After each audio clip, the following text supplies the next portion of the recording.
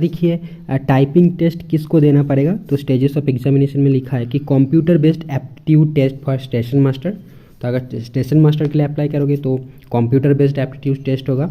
और typing skill test जो typist है, जैसे कि सीनियर क्लार्क कम टाइपिस्ट, जूनियर अकाउंटेंट असिस्टेंट कम टाइपिस्ट, तो ये 2 पोस्ट के लिए टाइपिंग टेस्ट देना होगा क्योंकि टाइपिस्ट नाम में ही है।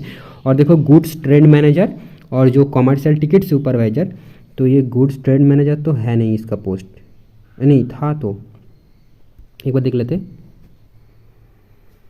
अरे है था तभी तो मेंशन है ना। तो गुड्स ट्रेड मैनेजर और टिकट सुपरवाइजर, इनके लिए देखो there shall be 2 stages CBT followed by document verification and medical examination. मतलब इनका कोई टाइपिंग टेस्ट नहीं देना है होगा।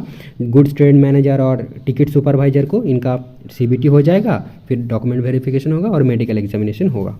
ठीक है, तो टाइपिस्ट के लिए जो भी पोस्ट है वो टाइपिंग होगा। स्टेशन मास्टर के लिए कंप्यूटर बेस्ड एप्टीट्यूड टेस्ट होगा।